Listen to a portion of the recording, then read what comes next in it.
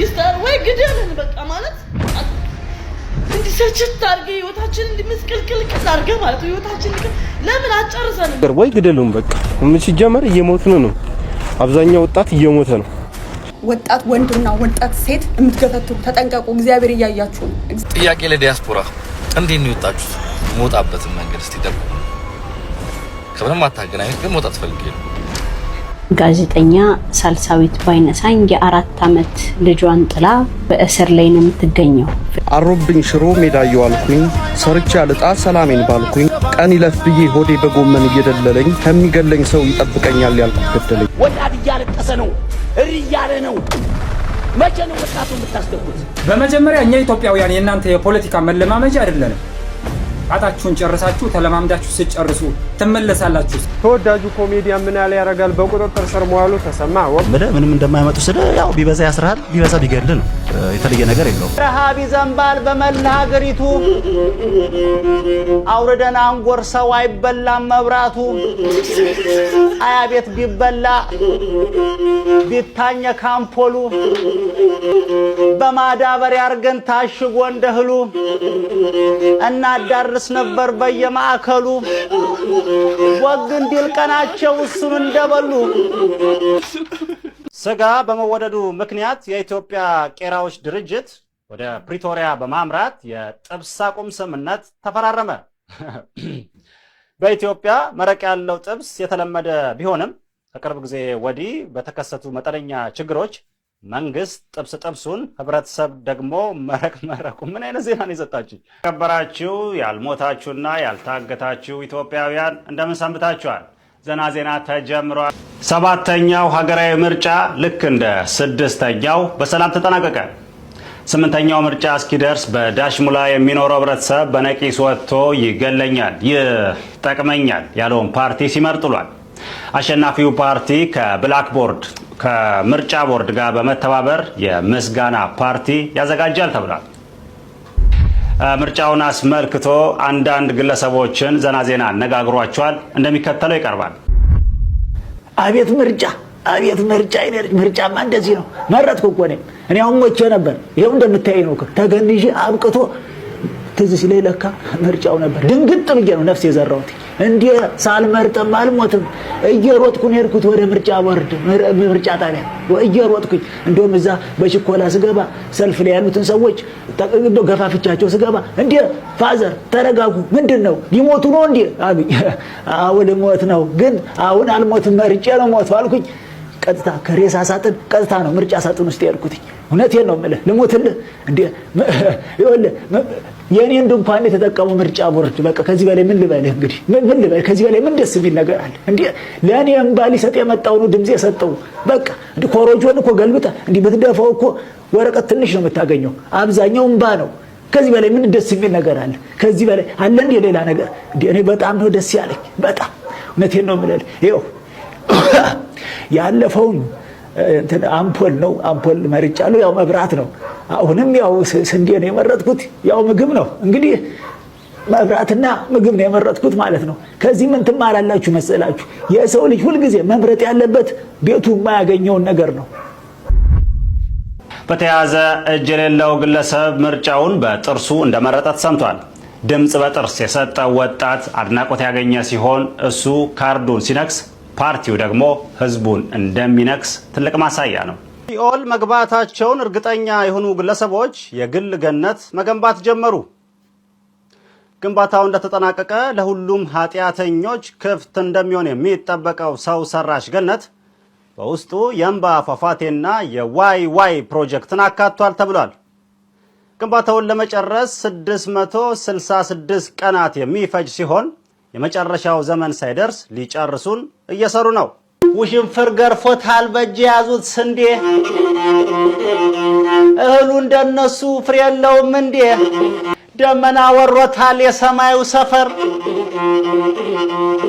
ዶፍ ሊጥል ነው መሰል በጠቅላዩ ሀገር አቤት ጊዜው ነው መሰለኝ እንዲያው ለነገሩ ጎርፋት ተራመሰው ጠቅላላ ሰፈሩ ከዝናብ ለመሸሽ ዳስ ጥሏል አገሩ ከዝናብ ለመሸሽ ከአየር ከመብረቁ ውሃውን ሲፈሩ እሳት ላይ ወደቁ ሆሆይ ሆሆ ማለት ነው ለነግጥም ብርቁ ሆሆይ ሆሆይ ሆሆይ አቤት አቤት እህሉ ይታያል የተዘራው ደርሶ ሊተኛ ነው መሰል ማጭድ ተንተርሶ ወጨፉ የመታ ሁላለ ከሰፈዴ ውሽንፍር ገርፎታል በእጅ ያዙት ስንዴ እህሉ እንደነሱ ፍሬ የለውም እንዴ መጥረጊያ ነው መሰል በእጅ ያዙት ነገር ሁነኛ ምልክት ለሚጠርጉት ሀገር ሁነኛ ምልክት። ተወዳጁ ኮሜዲያን ምናለ ያረጋል መታሰሩ ተሰማ። ወቅታዊ የፖለቲካ ጉዳዮችን በዜና ወጃ ቅርጽ አዋዝቶ በማቅረብ የሚታወቀውና ሰፊ የህዝብ አድናቆትን ያተረፈው ተወዳጁ ኮሜዲያን ምናለ ያረጋል በዚህ ሳምንት በጸጥታ ኃይሎች ቁጥጥር ስር መዋሉን የተለያዩ የመረጃ ምንጮች ጠቁመዋል። ከቅርብ ጊዜያት ወዲህ በሚያቀርባቸው የፈጠራ ስራዎቹ ከፍተኛ ተቀባይነትን ማትረፍ የቻለው ይህ ወጣት አርቲስት በአሁኑ ወቅት በስር ላይ እንደሚገኝ ተነግሯል። ኮሜዲያን ምናለ ያረጋልን ለስር የዳረገው ዋነኛ ምክንያት ከወቅታዊ የሀገሪቱ የፖለቲካ ሁኔታ ጋር ተያይዞ የሚያቀርባቸውና የፖለቲካ ትችቶችን በኮሜዲ ጥበብ አዋሂዶ የሚያንጸባርቅባቸው ስራዎቹ እንደሆኑ ተነግሯል። ኮሜዲያኑ የህዝብን የዕለት ተዕለት ኑሮ አስተዳደራዊ ክፍተቶችና የፖለቲካ ውጥረቶችን በሳቅና በቁም ነገር አዋዝቶ በማቅረብ በብዙዎች ዘንድ ተወዳጅነትን ያገኘ ሲሆን ይህን ተከትሎ ያጋጠመው መታሰር በአድናቂዎቹ ዘንድ ትልቅ መነጋገሪያም ሆኗል። መረጃ ቶሎ እንዲደርሳችሁ የፕላስ ምልክቱን በመጫን ቤተሰብ እንደሆኑ ያው ቀሽም መንግስቶች መጥተው እንደፈለጉ ይገርፈው ይሄዳሉ። ይሄ ነገር ያናደኛል ግን ምንም እንደማይመጡ ግን አውቃለሁ። ምንም እንደማይመጡ ስለ ያው ቢበዛ ያስራል ቢበዛ ቢገል ነው። የተለየ ነገር የለውም። ያልታሰረን ያልሞተ የለም ዓለም ላይ። እነዚህ ነገሮች ሐሳቤን እንድገልጽ ወይም እንዳልገልጽ የሚያደርጉኝ ነገሮች አሉ። አንተ ሐሳብህን እስከ መታሰርና እስከ መሞትም ድረስ እሱ ነው እኮ ዓለም ላይ ሐሳብ ያን ያህል ኮሚትድ ዛት ያንን ነው የምለው ወንድሜ። ዓለም ላይ በሐሳቡ ያልታሰረን ያልሞተ የለም። በእኔ የሚጀመር ነገር አይደለም። የኔ ሐሳብ ካልጣሙ ሊገለኝ ይችላል። ይመቸው የኔ ገዳይ ይሞታል። በእውነቴ ነው ማለት ካስተመቸው እሱ ነው ማለት መሞቱ አይቀርም። ያም ሰውዬ ምንም ጥያቄ የለውም። ሞት ሁላችንም እኩል ነው የሚያደርገን። ግን የሆነ ሐሳብ አለ ሀገሬ እንደዚህ ብትሆን ብለህ እየተመኘህ እስከ መቼ ካልተናገርከው መቼ ልታወጣው? ሁሌ ተቃጥለህ ደግሞ አይሆንም። ስለዚህ መተንፈስ መቻል አለብህ። እኔ በስራዎቼ ላይ መተንፈስ ስለምፈልግ ነው የማወራው እንጂ እኔ መታሰር ጉጉት ኖረኝ አይደለም። ወይ እኔ እንደዚህ አንዳንድ ሰው እንደዚህ ያደርገዋል። ይቀጥራል እኮ ነው ቃሊቲ እንገናኝ ምናምን ይላል። ቂሊንጦ ነው ምናምን እንደዚህ እንገናኝ ምናምን ይላል። ልክ አይደለም ይሄ ሰውዬ። ወይ በሐሳብ መሞገት ነው ያለብህ። በቃ እንደዚህ ይሄ ነገር ትክክል አይደለም እስቲ አሳመነኝ ምናምን ነው ማለት ያለብህ። መንግስትን የማሰር መብት የሰጠው የለም። ማንም መብት አልሰጠውም ነው የምልህ። በቃ አንስቶ ወስዶ ይጨምርሃል፣ የሆነ ጊዜ አውጥቶ ይለቅሃል። ሲም አድርጎ ምናምን ተወጣለ ምናምን መብት ከማን ነው ታዲያ የሚቀበለው? ከህዝቡ ነው። እኔ እኮ መብት በልመና አይሆንም። ህዝቡን ለማሰር መብት የለውም። መብት በልመና አይሆንም ነው ቂሊንጦ እንገናኝ። አዎ ማን ነው ምንድነው ስለምን ይወራል? እኔ አልገባኝ። ወይም በንቃት ሀገሩን እያገለገለ ያለው እስከ 40 ዓመት ምናምን ያለው ሰው አለ። አሁን ሀገሪቷ ላይ እየሰራ ያለው እየነገደ ምናምን እያስተማረ ምናምን ብዙ አለ። ከዛ ለምንድን ነው የሚሳቀቀው? ኃላፊነት ወስዶ ሀገሩ ላይ እየሰራ ነው። የራሱ መንገድ ይኖራል፣ ያስተሳሰብ መንገድ ይኖራል። እሱ መንገድ ላይ አንድ መንግስት መጥቶ ይከለክልሃል። በቃ እንደዚህ እንድታስብ አልፈልግም ምናምን ካለ በቃ ልክ ነው እንዳይገለኝ ብለህ ወደ ቤት ከገባ አንተ ነህ በሽተኛው ነው ማለት። እኔ በሽተኛው ሰው ነው። መንግስት ማለት ሊፈቅድልህ አይችልም። ሲጀመር ዓለም ላይ ያሉ መንግስቶች ፈቅደውልህ ይመስላል እንዴ? አይፈቅዱም እኮ። ራስህ ነው ግን መብትህን የምታለማምደው፣ ራስህ ነው የምትሰጠው እንጂ ኢትዮጵያ ውስጥ ብቻ አይደለም ነው የምልህ። ብዙ ዓለም ላይ ቻይና ብትሄድ የመናገር መብት እንደምታስበው አይደለም። ያደጉ ሀገሮች አውሮፓን ብትሄድ እንደፈለክ ልታወራ አትችልም ነው የምልህ። አለ ገደብ አለው።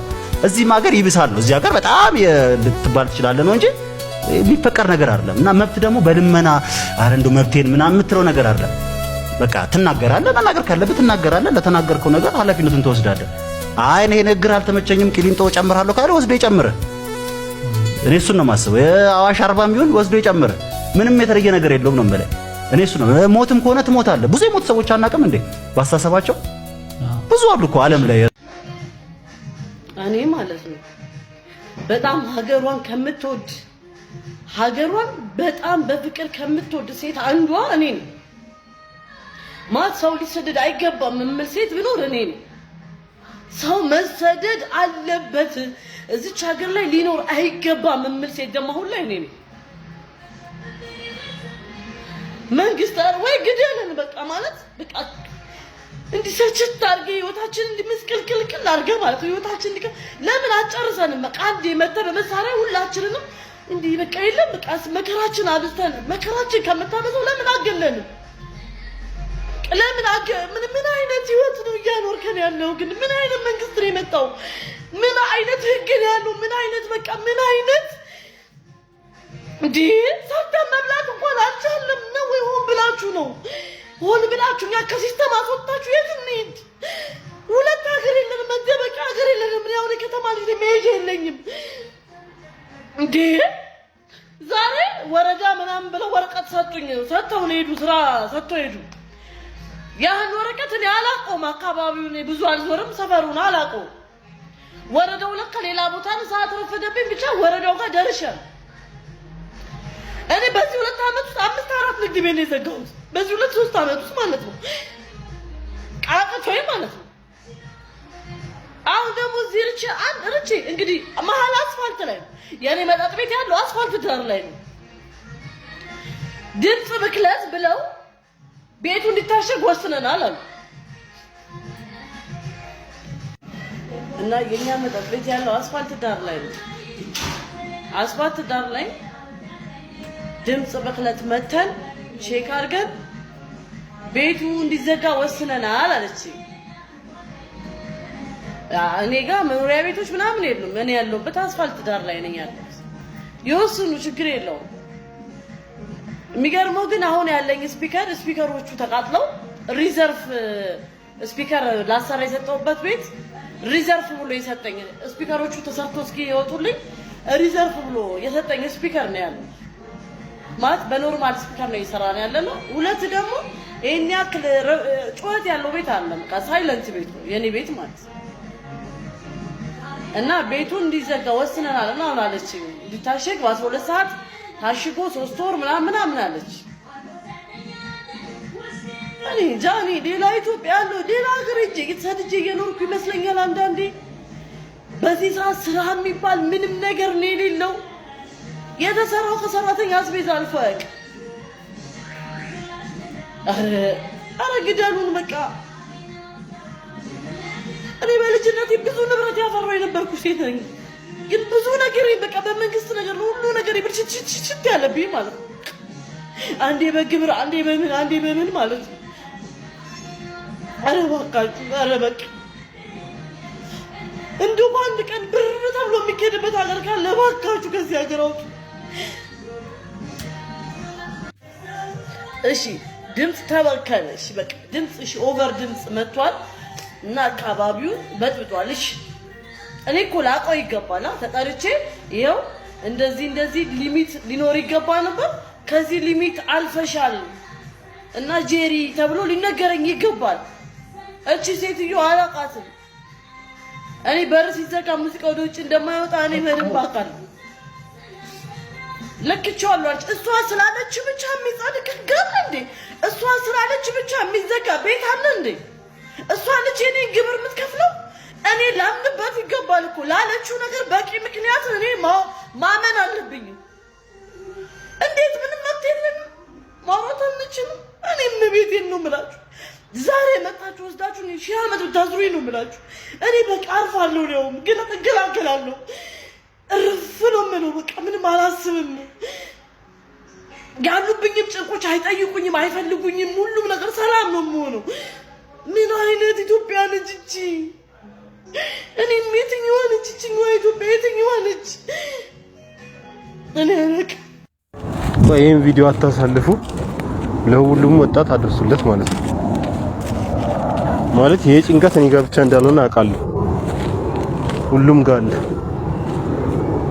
ክቡር ዶክተር ጠቅላይ ሚኒስትር የሰሩትን የዜማ ስራ ማለት እኛ በቃ አሪፍ ነው ምናምን ከተማ አምሯት ተለውጧል በጣም ይሄን እናበረታታል። እርስዎ ግን የትኛው ኢትዮጵያ ነው እያስተዳድራሉ? ባለፈው የኢትዮጵያ ወጣት ሰነፍ ነው ምናምን ብሏል። ፋብሪካ ምናምን ሞልቷል፣ ከውጭ አምጡ ችግር የለም ለነሱ በዶላር ትከፍላላችሁ። የምነግርህ ነገር ፋብሪካ ሚኒመም ቢበዛ እስከ 10000 ብር ቢከፍል እሱም ትንሽ የደረጃ ለውጥ ካረክ ነው 4000 6000 7000 ቢከፍል ነው በአሁን የኑሮ ውድነት ማለት ነው። በአሁን የኑሮ ውድነት አንድ የቤት ኪራይ 3 በ2 ወይም 4 ተውሶ አይታሰብም። 2 በ3 የሆነች ክላስ ወይ 7000 ነው የምትከራይ ወይ 6000 ወይ 8000 ብር ነው ትከራይ። አለቀ እና በ10000 ብር ገብቶ የቤት ኪራይ አብላጣው እሺ ምን ይብላ ወጣቱ? ይሄን ያውቃል። የኑሮ ውድነት ነጋዴ ከመንግስት የበለጠበት ሀገር እኮ ነው። እንደፈለገ ሂሳብ የሚጨምርበት እንደፈለገ ህዝቡን የሚዘውርበት ሀገር ነው እየመሩት ያሉት ማለት ነው።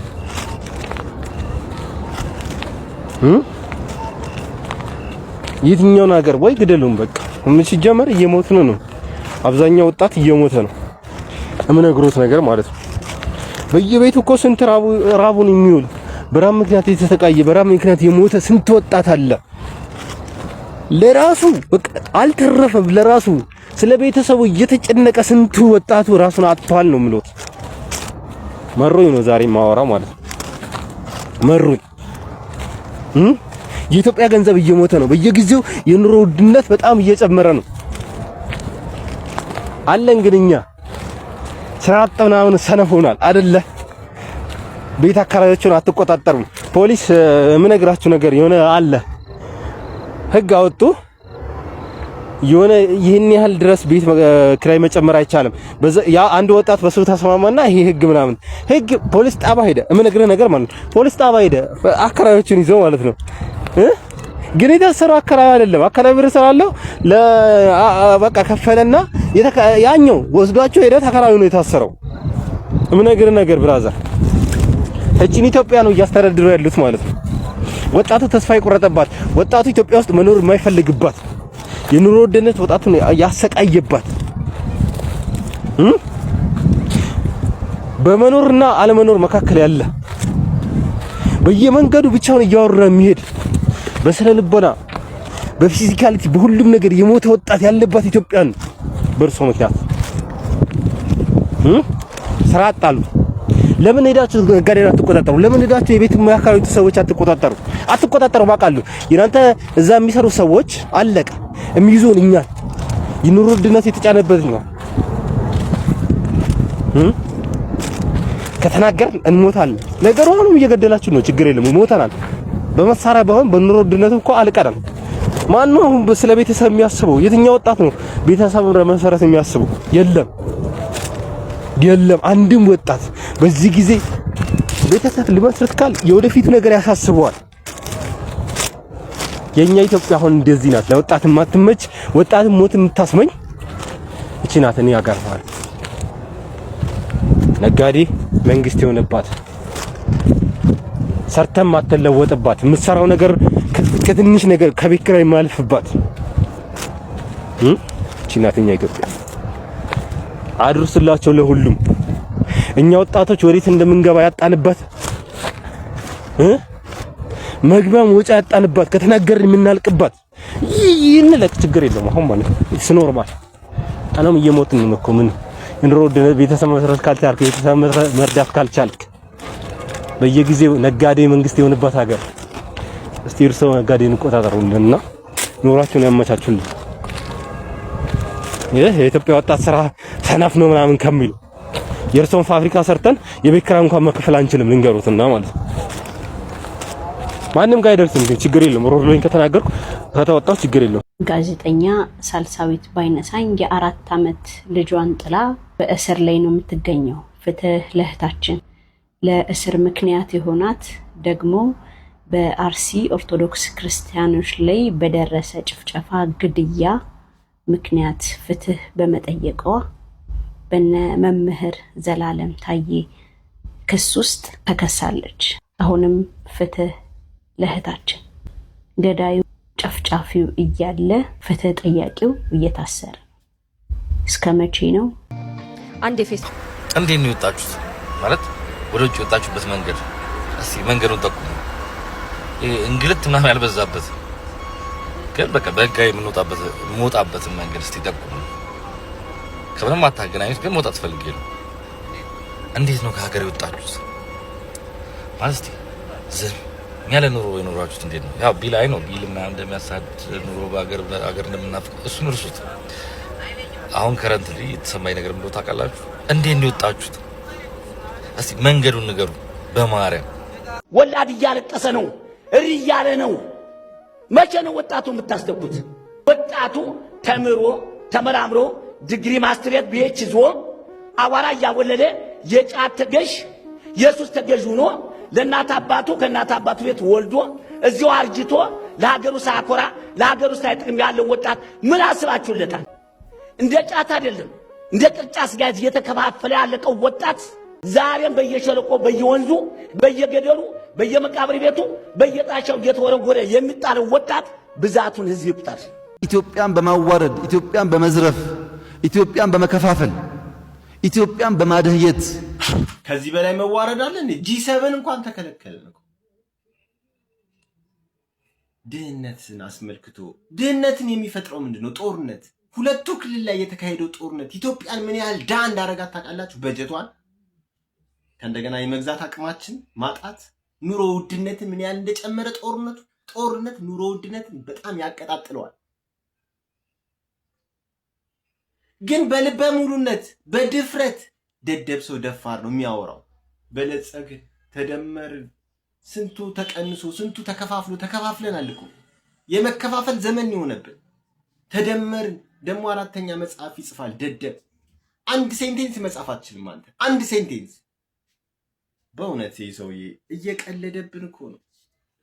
እኔ አማራና ትግሬ አንድ ሆኖ እባካችሁ አማራ ህዋት ብላችሁ ሰይሙ እና ሁሉም ብሔር አይደብረውም ይቀላቀላል። ቁም ነገር የሚሳካ ትግል ታገሉ። አንድ ላይ እናድርገው።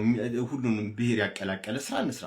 ከዛ ትግራይም ይቀላቀላል፣ እነ ግብጽ ምንም ያግዛሉ፣ እነ ሱዳንም ይቀላቀላሉ፣ ሌሎችም ብሔሮች ይቀላቀላሉ፣ አንድነት ይፈጠራል። ካለዛ ቡሽቲ በጣም ብዙ ስራ እየሰራ ነው ያለው፣ ክፉ ስራ። እኔ በኢትዮጵያ ታሪክ በዓለም ታሪክ ህግ እየጣሰ እንደ ህግ አስከባሪ፣ ጥላቻ እየሰበከ እንደ የፍቅር ሰው፣ ሐሰት ውሸት እየተናገረ እንደ ሐቀኛ ሰው፣ አንድነትን እያዳከመ እንደ አገር ወዳድ ስባ፣ በየቀኑ መብትን እየጣሰ እንደ ዴሞክራት፣ ኢኮኖሚን እያደቀቀ እንደ ብልጽግና ወኪል፣ ተረት እያወራ እንደ ምሁር እንደ ሊቅ፣ የራሱን የትግል ጓደኞቹን እየከዳ እንደ ታማኝ። እኔ በህይወቴ እንዲህ ያደረገ ከተማ ልጅ መሄጃ የለኝም እንዴ። ይሄ ባይሆን ደስ ነበር የሚለኝ። የህዝቡ ብሶት፣ የአዲስ አበባ ልጅ መታፈንና መረገጡ የመጨረሻው ቀይ መስመር የዚች የእህታችን እንባ ይመስለኛል። ዛሬ ይህንን ቪዲዮ ያላየ ማንም የለም። ነገር ግን ይህን ቪዲዮ ተቀብሎ እንኳን ለመስራትና ድምፅ ለመሆን አሁንም የአዲስ አበባ ልጅ አቅም ሊኖረው አልቻለም። ምክንያቱም ይሄንን ተናገርክ ተብሎ መታፈኑ መታሰሩ የማይቀር ነገር። የአዲስ አበባ ልጅ መስራት፣ መንቀሳቀስ፣ ኑሮን ማሸነፍ በፍጹም ነው ያልቻለው። እያንዳንዱ ቢዝነስ፣ እያንዳንዱ የሥራ ቦታ ላይ፣ እያንዳንዱ እንቅስቃሴ ላይ የአዲስ አበባ ልጅ እጅግ ጫና ውስጥ እንዳለ ግልጽ ነው። ነገር ግን ይሄ እንዳይመጣ አስቀድመን ብዙ ነገር ብለን ነበር። እግዚአብሔር በሚያውቀው ዋጋም ከፍለን ነበረ ይህ እንዳይሆን ማለት ነው። ነገር ግን አብዛኛውን የአዲስ አበባ ልጅ ባለመረዳት ምክንያት ለዚህ ለውጥ ይሁን ነውጥ ለማይታወቅ ነገር እንደ እንቅፋት አድርጎ የቆጠረን ብዙ ሰው ነበር። ይሄም እንዳይፈስ እንዲህ አይነት ሐዘኖች እንዳይመጡ በጋራ እንድንሰራ ይሄንን አዲስ አበባ ጠል የሆነ ስርዓትን እንድንታገል በጣም ብዙ ጥረን ለፍተን ነበረ። መጨረሻችን የሆነው ወይኔ ቤት መበስበስ ብቻ። ዛሬ ግን ቀኑ ደርሶ ራሱ ህዝቡ እንዲህ በአደባባይ ላይ ወጥቶ ብሶቱን መናገር ጀምሯል። ይሄ በጣም አሪፍ ነገር፣ በጣም ቆንጆ ነገር። ስለዚህ እህታችን የጀመረችውን ይሄን የብሶት ድምፅ ሁሉም የአዲስ አበባ ልጅ በመቀባበልና አንድ አይነት ድምፅ በማሰማት ይህንን ስርዓት ልንታገለው ነው የሚገባ። እውነት ለመናገር እህታችን መረገጡ፣ መታፈኑ፣ ስራ መበላሸቱ ግራ ገብቷት እዚህ አደባባይ ላይ ወጣ ተነፈሰችው እንጂ ከእህታችን የባሰ ጓዳቸው ተቀምጠው በራቸውን ዘግተው የሚያነቡ የሚያለቅሱ የአዲስ አበባ ልጆች እልፍ የሆኑ ወጣቶች አሉ። እስከ መቼ ነው እንዲህ እያለቀስን የምንኖረው? ያ የጋራ አንድነታችን መደማመጣችን የት ሄዱ ነው ጋይስ? ስለዚህ አሁንም ቢሆን መሞት አይደለም መፍትሄው፣ መኖር ነው መፍትሄው። ለመኖር ደግሞ ይሄን አረመኔ ስርዓት ፊት ለፊት መጋፈጥ ያስፈልጋል ማለት ነው። አሁን እህታችን አልቀሳለች፣ አንብታለች፣ የሆነ ቤት ትመጣለች። ከዛ በኋላስ የሆነ ድጋፍ ይደረግላታል፣ የሆነ ነገር ሰፖርት ትደረጋለች፣ እንባ ይታበስላታል፣ የሆነ ነገር ይፈጠርና ያው ያዘን ደግሞ ይደባበቃል። አሊያም ደግሞ ይሄን የታችንን ቪዲዮ ቀኑን ሙሉ ቲክቶክ ሲመለከቱ የሚውሉትና የሚያድሩት የከተማዋ ከንቲባ ይመለከቱና እህቴ ምን ሆነሽ ነው ብለው እንባ እንደሚያብስ ሰው ሐዘን እንደተሰማው ሰው መጥተው አክት አድርገው የሆነ ሱቅ ከፈትኩልሽ የሆነ ነገር አደረኩልሽ ይባላል። ሐዘኑ ይረሳል። ከዛ በኋላ ደግሞ ሌላ ሰው ብሶት ይቀጥላል። እንዲህ መሆን ያለበት አይመስለኝም። አንድነታችን ህብረታችን ተመልሶ በጋራ በአንድነት እንደ አንድ ቃል ተናጋሪ እንደ አንድ ልብ መካሪ ሆነን ይሄን አረመኔ ስርዓት ልንታገለው ይገባል ባይ ነኝ። እንዴት እንዳሸነፍኩ አውቀዋለሁ። እኔ ላላ አብረው ያጭበረበሩትንም አመስግናቸው። እኛ እናውቃለን፣ ቀድመንም እንደምታሸንፍ እናውቃለን። አታጃጅለን፣ ሂድና ለዝናሽ ንገራት። ስንት ሰዎች ነው በአንተ ጊዜ ደማቸው የፈሰሰው የሞቱት? ስንት ሰዎች ማን ነው የሚመርጥ በአግባቡ? ስንት ክልል ነው ምርጫ ያልተካሄደው? አማራ፣ ትግራይ፣ ኦሮሚያ ላይ ሸኔ የያዛቸው ብዙ ቦታ የፈለከው ቦታ ላይ ተወዳድሮ ምርጫ አለ እንዴ? ያልተወዳደሩት ቦታ እየተሸነፍክ መሆኑን ወቅ። ትክክለኛ ጭንቅላት ቢኖረ አጭበርባሪ ሌባ አላሸነፍክምም አታሸንፍም ወደፊት